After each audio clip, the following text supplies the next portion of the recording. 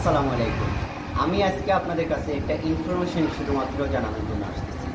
আসলে ইনফরমেশনটা হচ্ছে, যেমন আমরা কিন্তু এখন বর্তমানে বন্যার্থদের মধ্যে কিন্তু খুব বেশি ত্রাণ বিতরণ করতেছি, শুকনা খাবার বিতরণ করতেছি, বাড়ি খাবার যেমন চাল ডাল ইত্যাদি বিতরণ করতেছি।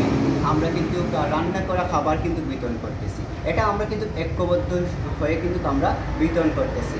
কিন্তু আমাদের কিন্তু মনে রাখতে হবে, বন্যা কিন্তু আর 2 থেকে 3 দিন বা 1 সপ্তাহের পরে কিন্তু এটা চলে যাবে। কিন্তু এই বন্যা চলে যাবার পরে কিন্তু পুনর্বাসনের দরকার হবে এই মানুষগুলার। তখন কিন্তু ওইভাবে আমাদেরকে কিন্তু ঐক্যবদ্ধ থাকতে হবে, ঐক্যবদ্ধ হিসাবে কাজ করতে হবে।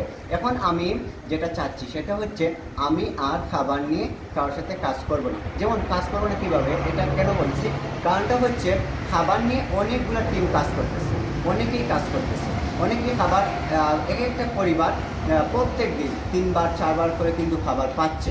তার মানে খাবারের কোনো সংকট নাই, খাবারের কোনো অসুবিধা হচ্ছে না।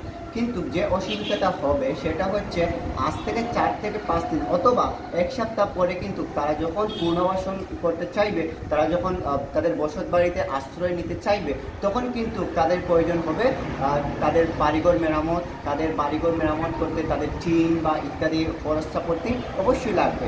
এই যে টাকা পয়সা যেগুলো আছে, এগুলো কিন্তু তারা সেই সময় পাবে না।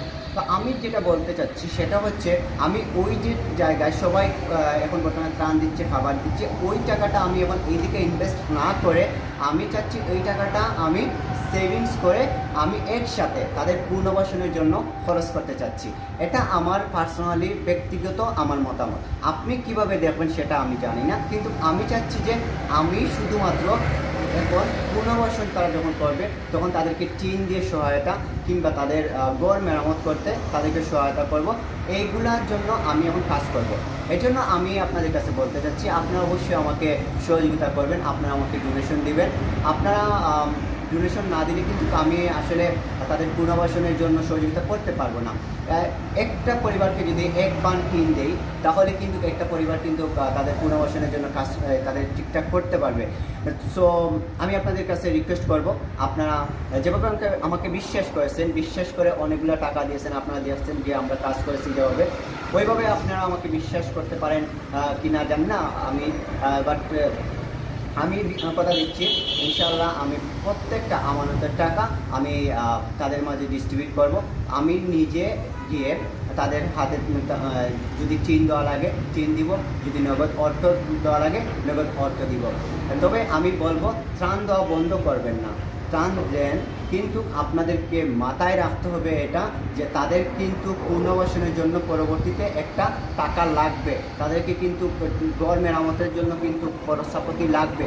এগুলা মাথায় রাখবেন। আপনারা যে ঐক্যবদ্ধতা যেটা আছেন এটা এখনও থাকবেন, পরবর্তীতেও থাকবেন। এটা যাতে কোনো ভেঙে না যায় এটার দিকে খেয়াল রাখবেন। এটা ভাঙার জন্য কিন্তু একদল এজেন্ডা কিন্তু কাজ করতে পারে। সবাই সতর্ক থাকবেন, সবাই কাজ করেন। আমরা ঐক্যবদ্ধ আছি, আমরাই বাংলাদেশ, আমরাই বাংলাদেশের মানুষকে সেভ করব। ভালো থাকেন, সুস্থ থাকেন, দোয়া করবেন টোটাল বাংলাদেশের জন্য। আসসালামু আলাইকুম।